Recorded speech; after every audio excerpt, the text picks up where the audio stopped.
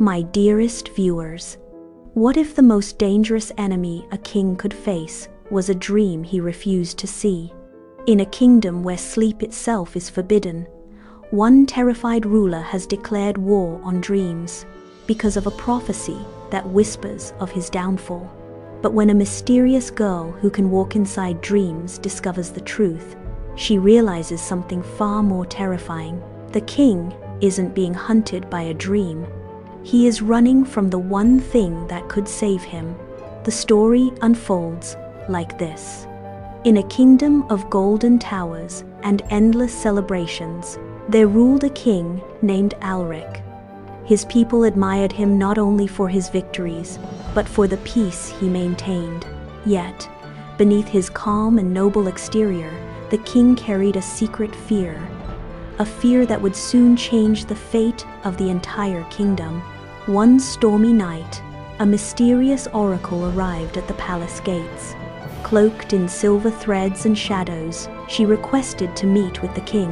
At first he got hesitant, but then he allowed her to meet. In the flickering candlelight, the oracle spoke. Your downfall will not come from sword or poison, but from a dream you cannot escape. The words remained etched into his mind, vibrating in the quiet air of the chamber.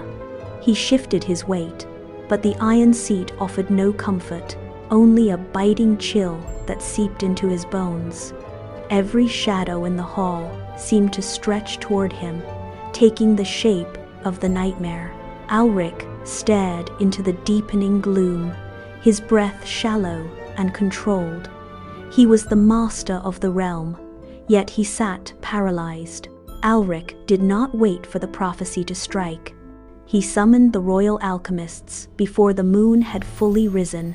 They worked in the hidden basement, grinding roots and distilling bile into a colorless, bitter liquid. The order was absolute. Every citizen, from the highest noble to the lowest laborer, would consume the tonic at sunset. It was designed to sever the connection to the REM cycle, to burn away the capacity for dreams before they could form. Guards distributed the vials in every district. Families stood in lines, swallowing the liquid with shaking hands, their eyes wide and glassy. Within days, the transformation of the kingdom was complete. The vibrant chatter of poets in the market squares vanished. Their songs also ceased. The city fell into a rhythmic, hollow silence that felt heavier than death. People walked the streets with stiff, mechanical movements. The king watched from his balcony, satisfied by the stillness. The kingdom was now a clockwork machine, ticking in a permanent, dreamless state. The silence of the city was not peaceful. It was a hunting ground. Guards moved in pairs through the narrow alleys, their heavy boots striking the cobblestones with a rhythmic thud that echoed against the shuttered windows. They were not looking for criminals or thieves. They were looking for the twitch of a finger, the heavy drop of a chin, or the soft, involuntary murmur of a mind slipping into rest. Every doorway was a potential crime scene. In the shadow of a merchant's stall, a man slumped against the wall, his exhaustion finally overriding the tonic. His breathing deepened, turning into a low, ragged whistle. A guard stopped, his hand resting on the hilt of his weapon. He signaled his partner. They moved with practiced, predatory speed, pinning the man against the stone before he could wake. The man gasped, eyes snapping open in terror, but his struggles were futile. They clamped a heavy hand over his mouth to stifle any sound. This was the cleansing. They dragged him across the rough ground, his heels scraping against the grit as they hauled him toward the dark mouth of the dungeons. There, the memory of his rest would be purged. In the village of Oakhaven, the air felt still. Leora stood by her window, watching her neighbors move through the square like clockwork toys. They were husks, their eyes fixed on nothing, their movements devoid of purpose or joy. She saw the baker drop a tray of bread. He did not flinch, he did not curse, He simply stared at the scattered loaves until a guard shoved him forward. The vitality of the village had been drained, leaving behind a brittle, hollow shell. Leora pressed her palms against the cool wood of the sill, her knuckles white. She remembered the nights before the decree, when the village hummed with the soft, erratic rhythm of life. Her grandmother's voice returned to her then. Dreams are doors, child. Do not let them seal the locks. Leora closed her eyes, shutting out the sight of the guards. She focused on the space between her thoughts, the place where the waking world blurred into something deeper. She felt a pull, a subtle shift. The darkness behind her eyelids began to ripple, revealing a hidden landscape of shimmering, fluid light. She was no longer just a witness. She was a traveler. Leora let the village fade, the physical world dissolving into a haze of gray. She drifted through the thin veil that separated the waking mind from the subconscious. The landscape shifted, hardening into a vast, cold structure of polished stone. She was inside the palace, but it was wrong. The walls were lined with endless, towering mirrors that stretched into a dark basement ceiling. In the center of this maze, a man ran. His breath came in gasps, his boots sliding against the slick floor. He was fleeing a shadow that moved with the same frantic speed, a dark, looming shape that wore a crown identical to his own. Leora watched from the edge. The king lunged behind a pillar, his hands trembling as he pressed his back against the cold surface. He was not being hunted by an oracle or a curse. He was being pursued by the weight of his own choices. The shadow stopped, its form shifting, reflecting the faces of the people he had broken. Leora saw the realization dawn on the king's face, a look of intense, unbearable clarity. Leora reached out, her intent anchoring to the scene. Leora pulled her consciousness back to the waking world, the cold reality of her room hitting her like a physical blow. She packed only the essentials, a canteen, a small knife, and a heavy cloak to shield her from the biting wind. She stepped out of her home and into the gray, silent streets of Oakhaven. The journey to the capital was a 3-day trek. She moved through the skeletal remains of forests and crossed rivers that ran sluggish and dark. Every mile was a test of endurance. She avoided the main roads, where the king's patrols moved with mechanical accuracy, their eyes scanning the horizon. She slept in the hollows of dead trees or beneath rocky overhangs, her rest broken by the constant fear of discovery.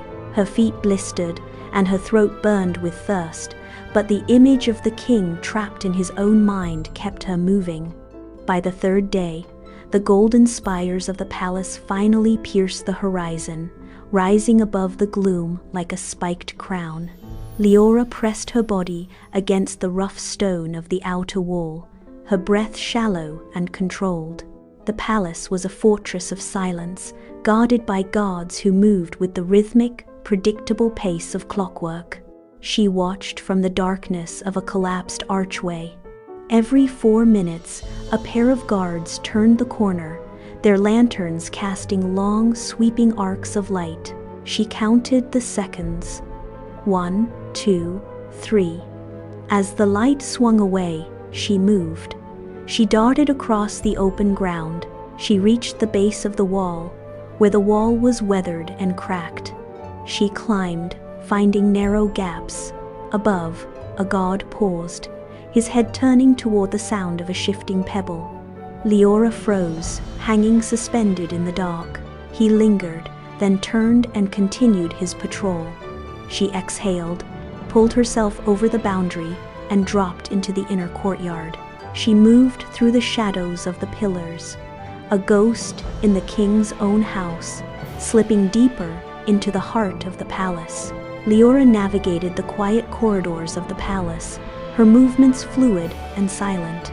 The air grew colder as she ascended toward the royal chambers, the silence so profound it pressed against her eardrums. She reached the heavy oak doors, slightly ajar, and peered inside. The room was vast, dominated by a massive bed and a desk littered with half-empty vials. King Alric stood by the window, his back to the door. He was pacing, his steps uneven and heavy. He stopped, gripped the stone sill, and shook his head violently as if trying to remove a persistent thought. His eyes were bloodshot, rimmed with the dark exhaustion of 3 sleepless days. He stumbled away from the window, his hand catching the edge of a table to steady himself. He let out an uneven breath that sounded like a sob. He tried to reach for a tonic on the desk, but his fingers slipped, knocking the glass to the floor. Alric's knees buckled and his eyes shut down. Leora stepped from the shadows of the heavy curtains. The room was deathly quiet, save for the king's uneven breathing. She knelt beside him, the floor cold against her knees. She reached out, her hand hovering inches above his brow.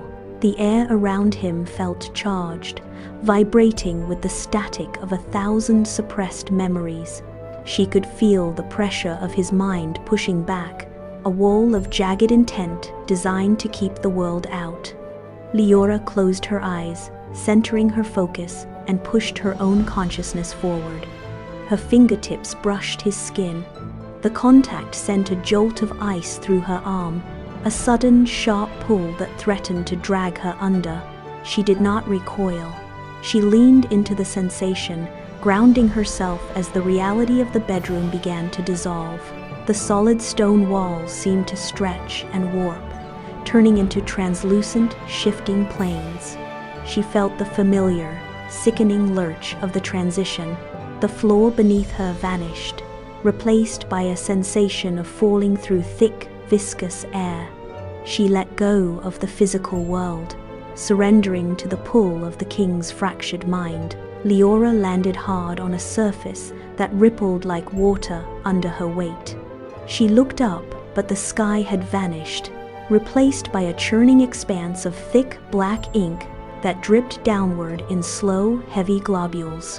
Each drop that struck the ground sent a shockwave through the floor, turning the solid stone of the palace dream hall into translucent, liquid glass. She stumbled, her boots sinking into the surface as if walking through cooling wax. The air here was not air at all. It was dense, smelling of ozone and burnt parchment, thick with the suffocating weight of Alric's suppressed terror. Every breath she drew tasted of metallic dread. She reached out to steady herself, but the walls were melting, the grand pillars of the throne room twisting into jagged, obsidian shards that pulsed with a rhythmic, sickly light. The silence of the room was gone, replaced by a low, grinding roar that vibrated in her marrow. The liquid floor hardened instantly, snapping into a polished, reflective surface that stretched into infinity. Leora found herself in a vast hall of mirrors, where every angle revealed a different, distorted version of the king. Alric stood at the center, his frame hunched and trembling as he spun in circles, frantically trying to look away from his own gaze.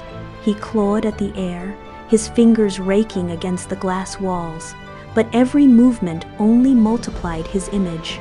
He was trapped in a cage of his own making, surrounded by the ghosts of his decisions.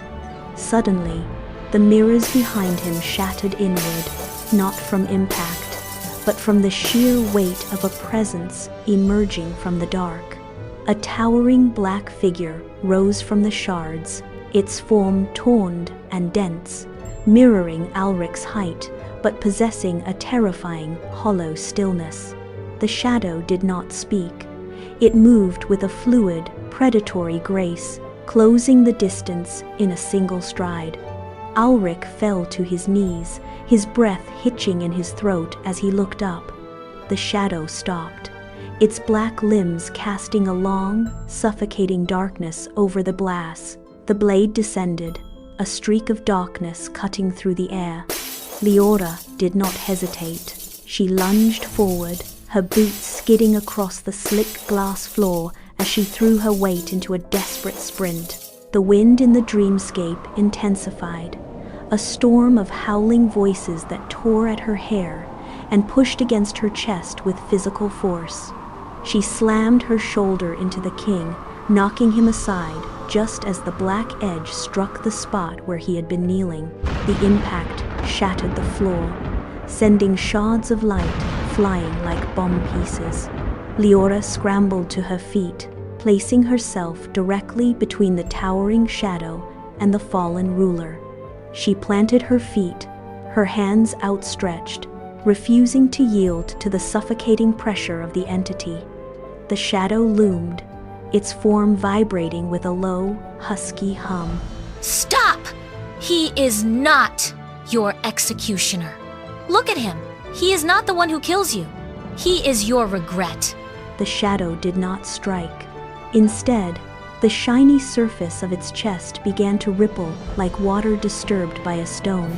The spiked edges softened, and the deep, ink-black void began to glow with a sickly, pale light. One by one, faces emerged from the shifting mass. They were not strangers. They were the poets silenced in the squares, the poets whose songs had been cut short and the families torn apart. Alric scrambled backward, his hands pressing against the cold glass floor as he tried to turn away his eyes. The dream would not allow it. The floor tilted, forcing him to slide toward the entity until he was little inches from the shifting images. He saw a young woman and an old man. The faces were filled with the exhaustion and fear of 20 years. Alric reached out, his fingers trembling as they brushed the surface. He felt the ghostly chill of their suffering. The king's breath hitched, turning into a broken sob. He was no longer looking at a monster. He was looking at the wreckage of his own reign, and for the first time, he did not look away. He stared into the eyes of those he had broken. Alric remained on his knees, his gaze locked onto the shifting faces that now seemed to soften, their expressions of pain fading into a strange, quiet neutrality. The shadow began to leave from edges, shedding its dark, heavy mass like smoke caught in a sudden updraft. It did not explode, it unraveled. Thousands of golden motes detached from the entity, swirling into the air of the dreamscape like embers rising from a dying hearth. Alric reached out, his hand passing through the shimmering cloud. The shiny form grew translucent, then hollow, until the dark silhouette was entirely replaced by the golden light. The light didn't burn, it illuminated.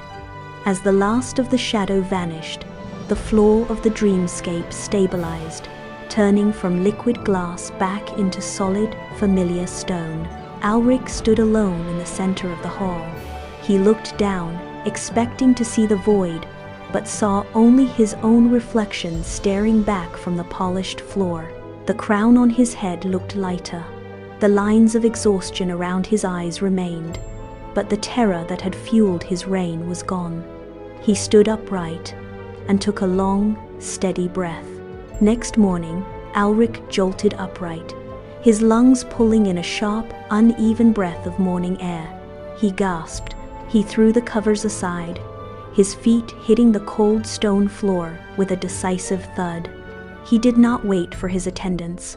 He strode to the heavy oak door and threw it open, his voice echoing through the corridor. "Guards, to me!" 2 guards appeared, their faces masks of practiced indifference.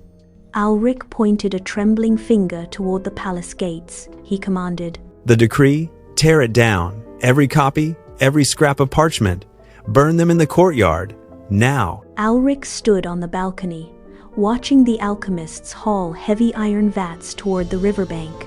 They moved with a newfound haste, their faces pale as they tipped the thick, colorless liquid into the rushing current. The liquid swirled into the water, diluting rapidly until the river ran clear once more. The sharp, metallic tang that had permeated the city air for years began to dissipate, replaced by the scent of damp earth and blooming jasmine. Down in the square, the guards stood idle, their hands no longer gripping their spears in anticipation of a struggle. A sudden, sharp sound cut through the stillness, a high, clear trill of laughter. It came from a young boy running between the stone pillars. The city was breathing again, the collective weight of the forced slumber lifting as the laughter spread, turning the hollow quiet into a chorus of waking life. The palace gates were no longer a barrier, but a threshold. Leora stood by the stone archway, her pack slung over her shoulder, watching the city reclaim its rhythm. The air was thick with the sounds of a waking world, the clatter of carts, the calls of merchants, the distant hum of conversation. She turned to leave, but the heavy iron doors groaned open once more. Alric stepped out. He moved slowly, his gait lacking the sharp, calculated precision of the previous years. The lines etched into his face were deeper, carved by the weight of the realization he had carried back from the dream. He stopped 3 steps from her, his hands clasped behind his back, his knuckles white. He looked at the horizon, where the sun began its slow descent, then back at her. He took a steadying breath, his gaze searching hers for a truth he had spent 2 decades trying to bury. He said, his voice raspy from disuse, Leora, tell me, what are dreams truly? Leora did not look away. She turned her head slowly, following the king's gaze toward the eastern horizon. The sky was shifting from a deep amber to a bruised violet, and high above, the first stars were beginning to blink into existence like pinpricks of cold fire. Dreams are the truths we are too afraid to face. While awake, Her words hung between them, stripped of any pretense. Alric stiffened, his shoulders dropping, as if a heavy, invisible burden had finally been set down. He looked at his own hands, then back at the horizon where the stars were multiplying. The realization took root in the lines of his face, replacing the lingering tension with a quiet, hollowed-out peace. He did not ask for more. He did not need to. Leora stepped back, her movement fluid and deliberate. She turned toward the path leading away, leaving the king standing alone. Alric watched her go until she was nothing more than a shadow among many. He turned toward the palace entrance. The guards stood at their posts, but he did not acknowledge them. He walked through the grand hall, his boots echoing against the stone floor. He reached his private chambers and pushed the heavy doors open. The room was bathed in the silver light of the rising moon. He sat on the edge of his bed, his hands resting flat on his knees. The city outside hummed with the life of a people finally free to dream. Alric leaned back, his head touching the pillow. He let his eyelids fall. He surrendered to it, and in the quiet of the room, he found his rest.